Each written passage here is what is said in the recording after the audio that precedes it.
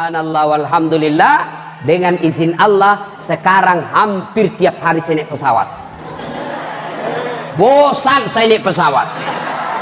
Adik-adik, bahkan saya pernah dijemput dengan jet pribadi, pesawat khusus datang ke Makassar, jemput Ustadz Dasar. Coba sendiri dijemput, Masya Allah, dikasih pulang lagi pakai jet pribadi. Masya Allah, hebat.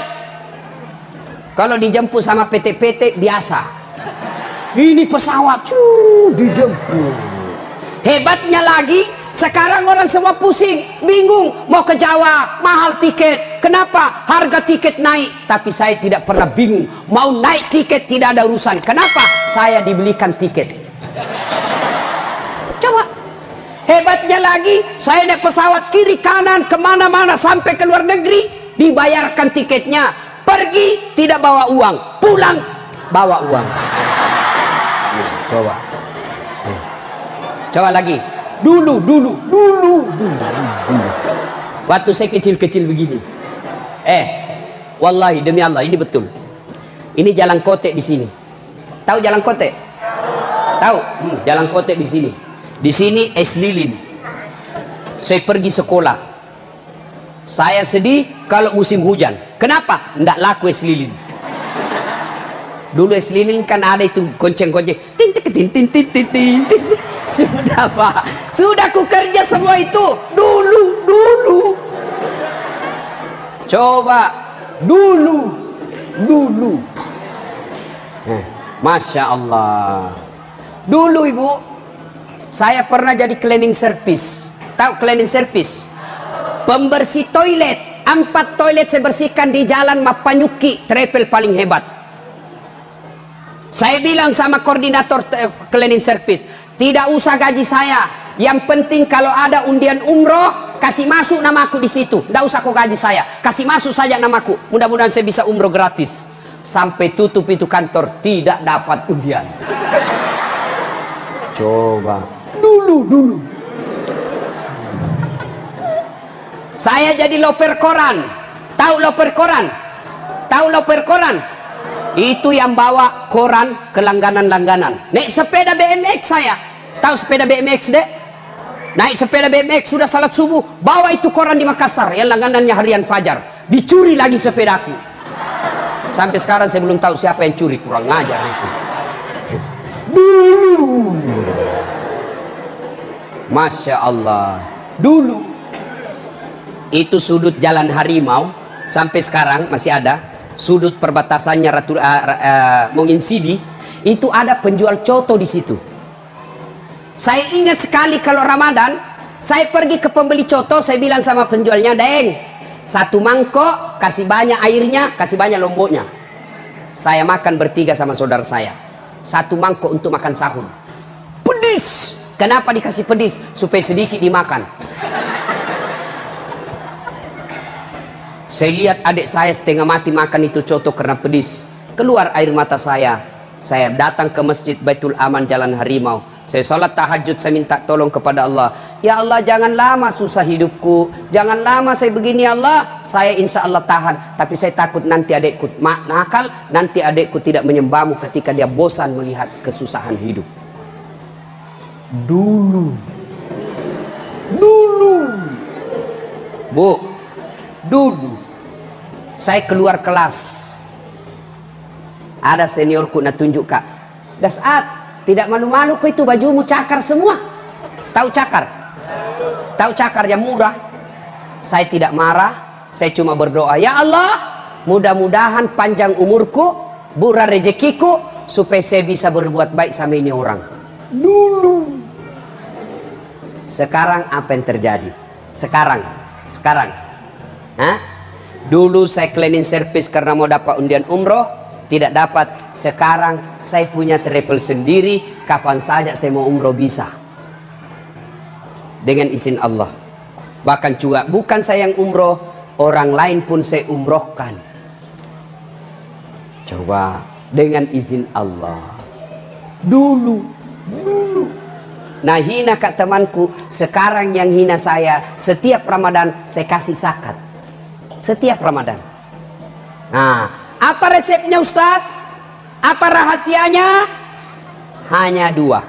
Satu, ya, perbaiki hubunganmu kepada Allah, hablum minallah. Yang kedua, perbaiki hubunganmu kepada sesama manusia. Apa hubungan kepada Allah? Satu, perbaiki sholat. Nih adik-adik nih, kenapa kau tidur? Mau berkelahi lagi. Nanti saya bikinkan kau ring di situ. Perhatikan, nanti terakhirnya siapa yang bisa jawab pertanyaan saya kasih hadiah. Ya, dengar ya. Nah, apa rahasianya? Pertama, perbaiki sholat. Tidak ada kejayaan bagi mereka yang tidak sholat. Pak Wakil Bupati, kalau boleh saya berwasiat kepada diri saya dan kita, mau mengangkat pejabat, kepala bagian, kepala seksi, kepala dinas, camat, wakil camat, sekcam, lurah, lihat sholatnya. Kalau dia baik sholatnya, insya Allah amanah itu orang. Kalau tidak beres sholatnya, jangan percaya, Tuhannya saja nak tipu. Ada Pak? Mana mau camat kalau dia malas sholat? Bagaimana ceritanya? Yang malas sholat itu kalau di depannya bupatinya, wakilnya bagus. Siapa? Giliran bosnya batas. Jangan percaya. Maka kita bangga, kita doakan Pak Wakil sehat walafiat, diridai Allah. Setiap kali beliau ceramah, sambutan saya selalu, saya senang. Kenapa? Selalu mengajak orang sholat berjamaah. Pak, pentingnya sholat jamaah. Satu kali Nabi bilang, laki-laki yang tetangga dengan masjid wajib datang berjamaah di masjid, bubar jamaah. Tiba-tiba ada datang tunanetra. Adik-adik tahu tunanetra? Tahu tunanetra? Tidak melihat. Datang ini tunanetra berkata kepada Nabi, ya Rasulullah, bagaimana saya? Saya tidak melihat. Nabi berkata, oh kau lain, pulang. Belum jauh, tiba-tiba Nabi sadar, astagfirullah, panggil, ya fulan tam, sini dulu. Yang tunanetra dipanggil lagi, sini dulu. Kenapa ya Rasul? Kau dengar azan di masjid. Saya dengar ya Rasul. Kalau kau dengar azan di masjid, kau wajib datang berjamaah di masjid. Tunanetra. Maka istilahnya Pak Bupati, Pak Wakil sekarang, istilahnya Pak Wakil, di timur ini banyak yang buta dan tuli. Banyak masyarakat timur buta dan tuli. Saya tanya, kenapa bisa? Bagaimana tidak buta Ustaz? Besar masjid, tinggi, gedungnya paling besar, tidak ada yang lihat, tidak ada yang datang berjamaah. Buta itu. Apanya yang buta? Hatinya yang buta. Yang kedua, apa kata beliau? Mereka tuli. Kok bisa tuli? Bagaimana tidak tuli Ustaz? Ada menaranya, toanya besar, sampai 10 kilo kedengaran kalau azan. Bukan cuma azan, ngaji sebelum azan. Tidak ada yang datang, tuli. Maka ada caranya itu. Bagaimana caranya? Ada cerita di Makassar ini, wallahu alam benar atau tidak. Saya tidak tahu benar atau tidak. Ada komplek besar, isinya orang-orang kaya. Tiba-tiba jam 9 pagi, ustadz di dalam masjid itu azan jam 9 pagi. Allahu Akbar, Allahu Akbar. Wih, kacau komplek. Hari Minggu. Nah, lihat semua jamnya warga. Azan apa ini ustadz? Duhur bukan, subuh bukan. Gila-gila ini ustadz gini di masjid. Datanglah mereka berbondong-bondong mau protes sama ustadz. Mau dilarang, tapi tidak bisa. Kenapa? Ustadz sudah pintunya nak kunci. Selesai azan, baru dia buka pintu sambil senyum ini ustadz. Assalamualaikum, kenapa semua bapak-bapak? Marah ini ketua RT. Dia bilang, ini ustadz sudah gila kau ya. Kenapa pak? Kamu azan apa? Seandainya kau bukan ustadz, saya lapor kau di polisi. Menimbulkan keresahan masyarakat. Maksudnya apa pak? Kamu azan apa? Subuh bukan, duhur bukan. Kau azan apa? Gila ini pak ustadz. Ini pak ustadz dengan senyum dia bilang, masalahnya begini pak, saya azan subuh, bapak tidak datang. Saya azan duhur, bapak juga tidak datang. Begitu saya azan jam 9, bapak datang semua. Sebenarnya siapa yang gila? Tapi jangan dicoba di masjid, jangan dicoba di masjid pak. Coba. Nah ibu bapak, saudara-saudara sekalian, adik-adik mau sukses, perbaiki sholat. Ibu-ibu, halo ibu, ada yang punya anak di sini? Ada yang punya anak di sini? Bu, andai boleh dibandingkan, biarlah anak tidak tahu membaca dan menulis Latin, yang penting anak tak pintar sholat, daripada dia pintar di kelas, ranking 1 di kelas, tapi tidak tahu membaca Quran dan tidak tahu sholat. Tidak ada gunanya itu ranking. Maka anak-anak ini kontrol sholatnya. Saya ingat waktu saya kecil dulu, ibu, dulu itu kalau subuh mamaku caranya kasih bangun kita. Nah, kasih bangun kita dulu baik-baik. Motok kok asang-asangnya bangi motok kok. Cara pertama. Cara kedua lebih keras, hei bangun sudah azan. Cara ketiga sapu lidi diambil, tiakom moto. Oh, begitu dia bilang sudah tiakom moto, langsung kita lompat.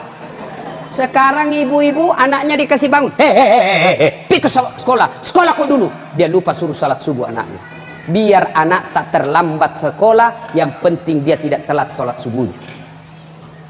Tapi ibu-ibu, bagaimana anaknya mau sholat kalau ibunya juga tidak sholat? Nah, bilang ibunya, pergi ke sholat, kau pergi sholat. Nah, bilang anaknya, ibu bagaimana? Apa mau dijawab? Bu, ajari anak-anak kita sholat. Adik-adik remaja, kalian mau sukses, sholat saja. Percaya, saya lihat teman-teman saya dulu yang cerdas, saya lihat teman-teman saya dulu yang kaya, yang mereka sombong ketika sekolah, mereka angkuh ketika kuliah, tapi tidak tahu sujud di hadapan Allah. Sekarang jadi pengangguran yang menjadi beban orang tuanya padahal sudah punya anaknya. Tapi kalau baik sholatmu, dek, tenang. Jadi wali kota gampang, jadi anggota DPR gampang, ganti Pak Irwan gampang. Tapi yang penting perbaiki dulu sholatmu. Ayo, berapa rakaat sholat duhur? Hah? Berapa? 4. Subuh? Siapa yang tahu rukun sholat? Rukun sholat. Nah, berapa rukun sholat?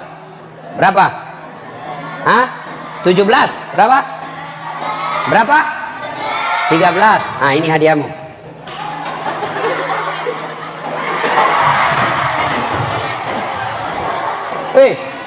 Beda itu gula-gula Ustadz dengan gula-gula wakil bupati.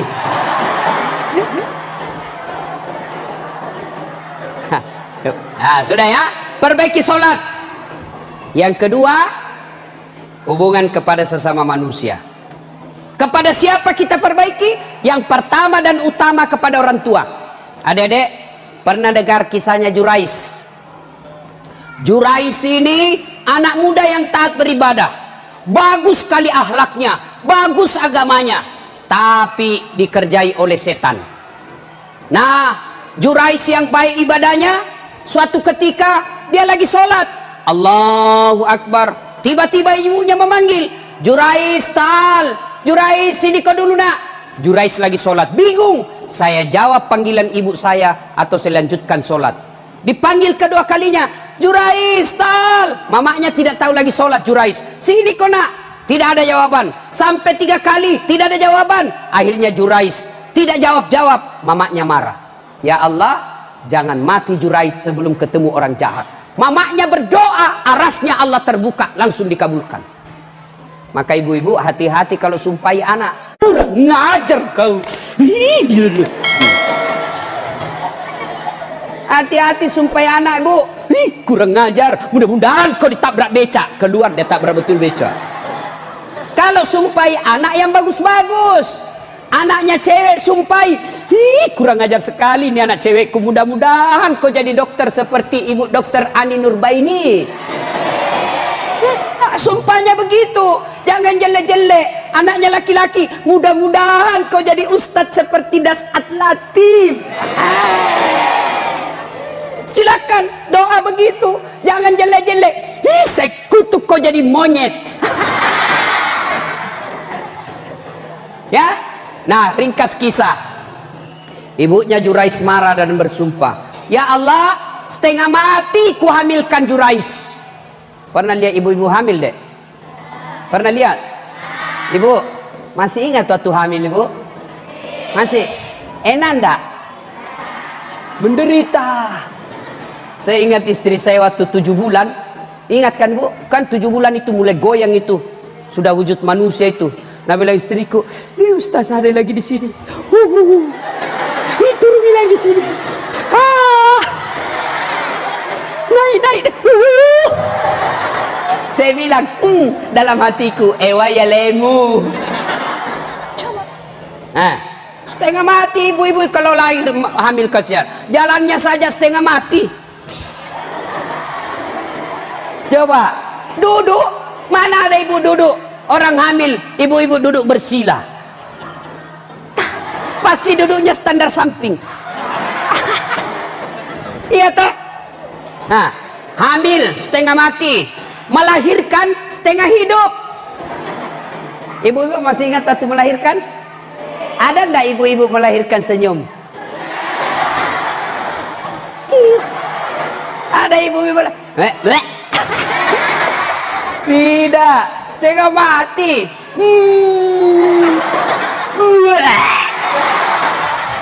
Dia gigit karet itu. Coba. Sudah itu menyusui. Mulai hamil, melahirkan, menyusui. 3 kali, 3 perbedaan antara ibu dengan laki-laki yang tidak dimiliki laki-laki. Apa itu hamil? Melahirkan, menyusui. Ibu-ibu masih ingat waktu menyusui? Masih? Ketika anak tak usia 8 bulan atau 6 bulan, masih ingat? Apa kira-kira yang terjadi? Waktu mulai tumbuh giginya kecil.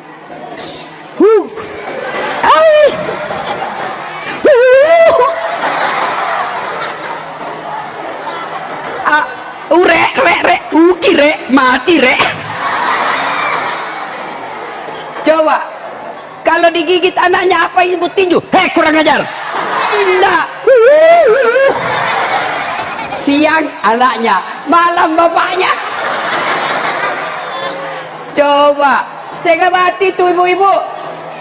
Dia bilang ibunya Jurais, kurang ngajar ini anak. Setengah mati kuhamilkan, setengah hidup saya lahirkan, bersusah payah kususui. Setelah ada ini dia saya panggil, dia tidak jawab panggilanku.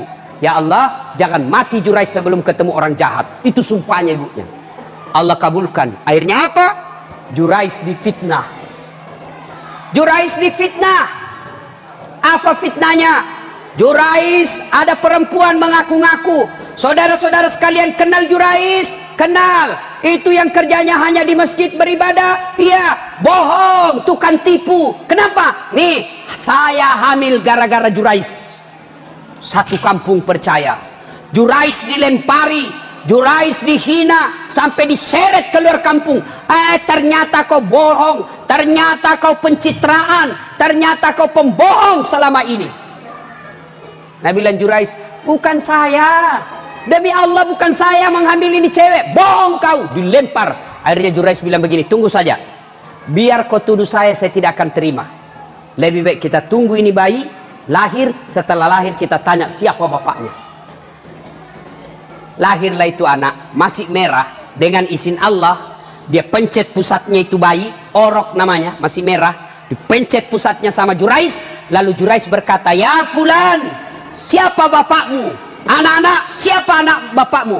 Ini anak dengan izin Allah ngomong, bapakku bukan Jurais, bapakku pengembala kambing di tetangga desa. Nabi bilang Jurais, ku bilang memang bukan saya. Apa? Mana ini gigiku kodong jatuh sudah kau lempar. Nah, adik-adik, Jurais taat beribadah, bagus akhlaknya, dihukum Allah gara-gara dia lagi sholat sunnah tidak menjawab panggilan ibunya. Itu lagi sholat sunnah. Apalagi kalau kau cuma main game, main Facebook. Dipanggil mamanya, baco, tunggu mak, ada yang lebih bodoh. Cok, saya lagi tidur mak. Masa tidur bisa menjawab? Beleng-beleng. Ada yang tahu bagaimana kalau kita cewek dipanggil sama ibunya lagi sholat? Adik lagi sholat lalu dipanggil ibunya, bagaimana cara menjawabnya?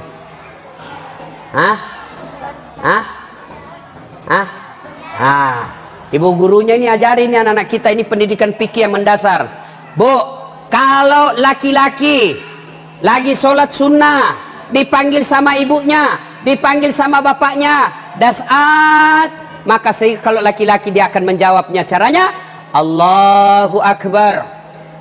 Das'at, Allahu Akbar. Oi Das'at, Allahu Akbar. Dengan catatan kasih tahu dulu ibunya. Besok-besok kalau ibu panggil saya jawab Allahu Akbar, berarti saya lagi sholat. Karena kalau tidak dikasih tahu ibu, ibunya juga dongok, nggak tahu apa maksudnya takbir, dipanggil Das'at, Allahu Akbar, kurang ngajar ini anak. Dipanggil malah takbir, oh Das'at, Allahu Akbar. Itu kalau laki-laki. Bagaimana kalau perempuan? Fatimah, Allahu Akbar. Salah. Kenapa? Suara perempuan adalah aurat, maka cara menjawabnya adalah bertepuk. Fatimah, 3 kali tepuk. Tapi kasih tahu dulu mamamu. Siapa tahu dia tidak tahu. Fatimah, kurang ajar, nak kira pramuka. Nah, tuh Bapak Ibu saudara-saudara sekalian. Jadi perbaiki hubungan kepada orang tua. Adik-adik, bagaimana cara berbuat baik sama orang tua? 1, keluar rumah cium tangan. Ini nih, adik-adik nih. Kalau keluar rumah cium tangannya bapaknya. Cewek-cewek, adik-adik kalau keluar rumah cium tangannya ibunya. Betul? Nggak percaya. Tahu nggak cium tangan? Cium tangan itu begini caranya menurut ulama. Cium dulu atasnya, baru bawahnya. Oh kasih begitu? Nah, anak-anak sekarang cium tangan nggak ada cium bu, di sliding. Bagaimana caranya, Mak? Itu bukan cium tangan, itu begini. Ini dicium nih. Sekalinya tangannya cowoknya tarik kak. Belem-belem. Salatullah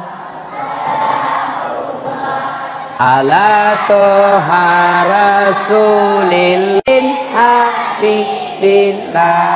3. Mau sukses, utlubul ilma, tuntut ilmu pengetahuan. Dedek, saya baru pulang umroh. Tahu umroh? Waktu saya umroh, tawaf keliling Ka'bah dikawal polisi, tentara Arab dan polisi Arab. Kita dikawal keliling. Masuk Hijir Ismail itu kalau tidak dikawal berdesakan belum tentu bisa masuk. Tapi waktu saya umroh ini 5 hari yang lalu, begitu mau masuk dikasih kosong dulu semua itu Hijir Ismail. Keluar semua, keluar, baru saya masuk.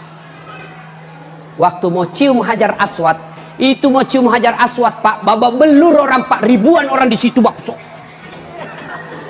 Segitu saya mau cium Hajar Aswad, dikasih minggir semua orang Pak, kasih kosong, baru saya dikawal polisi. Silakan Ustaz. Kira-kira kenapa? Apa karena saya gagah? Mukaku hancur begini. Apa karena saya tinggi? Ceper. Kenapa? Karena saya punya ilmu, maka Allah muliakan saya. Maka adik-adik, kalau kalian mau terhormat nanti, hidupmu bahagia dunia akhirat, belajar. Jangan malas belajar. Ustadz, orang tua saya, Ustadz hanya petani. Ustadz juga dulu bapaknya petani. Justru anak-anak petani itu banyak yang sukses. Justru anak-anak pejabat itu banyak narkoba. Kenapa anak-anak pejabat banyak narkoba? Karena uang yang dia pakai kasih makan anaknya uang haram. Tapi kalau petani, apa mau korupsi? Di mana mau korupsi? Pupuk saja mahal. Apa? Maka anak-anak petani itulah yang akan menjadi orang-orang hebat. Coba, Pak Irwan, Bapak tak bukan pejabat toh? Petani. Ustadz Dasat, Pak Galung. Tahu Pak Galung? Petani. Coba, itu anak-anak pejabat ngelem.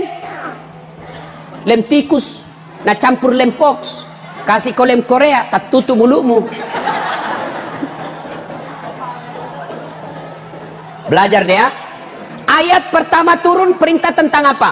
Bukan perintah tentang puasa, bukan perintah tentang haji, tapi ayat pertama turun perintah tentang belajar. Iqra, baca. Maka berarti orang Islam tidak boleh bodoh. Kenapa? Hampir bisa dipastikan Orang yang tidak punya ilmu, beribadahnya pun salah-salah. Contoh, ada orang sholat begini takbirnya. Begini takbirnya, Allah.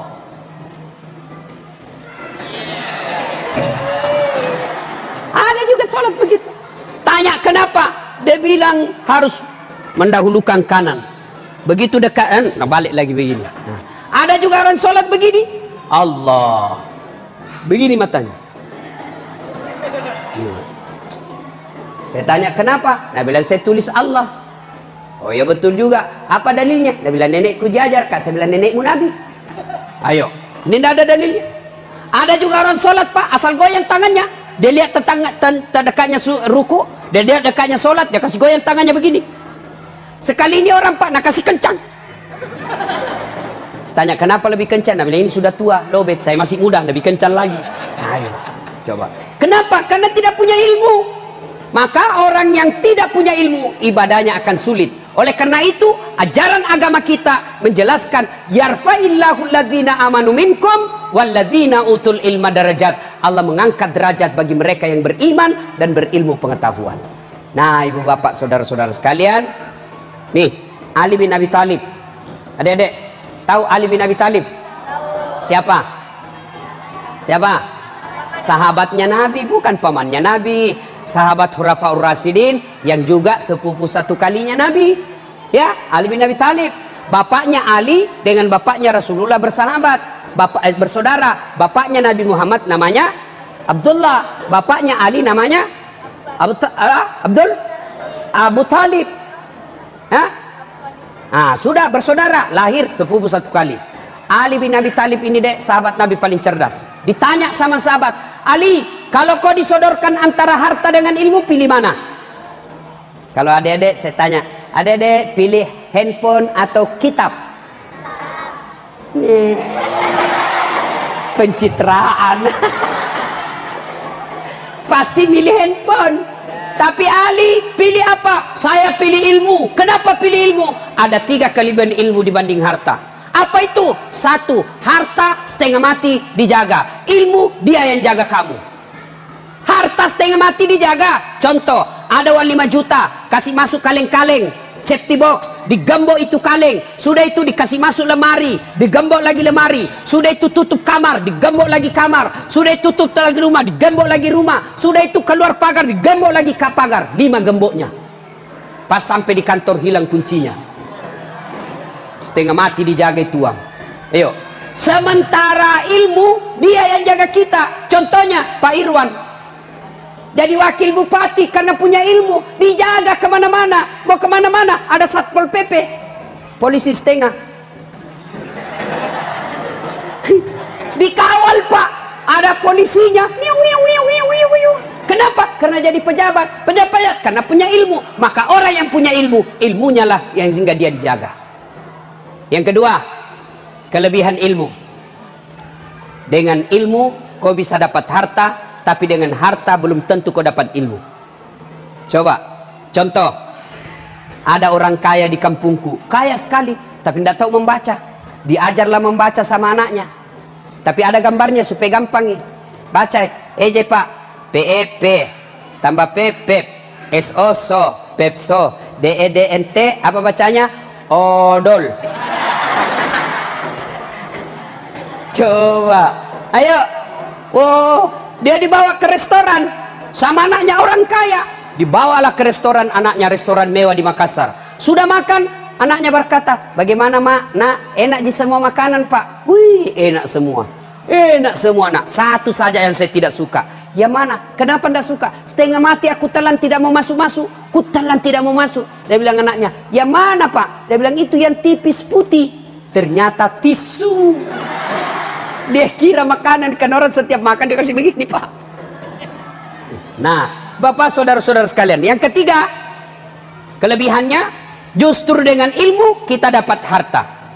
Dengan harta belum tentu dapat ilmu, tapi dengan ilmu bisa dapat harta. Mana contohnya? Di mana-mana saja dibawa, lempar ke sana, tidak usah cemas. Kenapa? Ada ilmu yang saya miliki.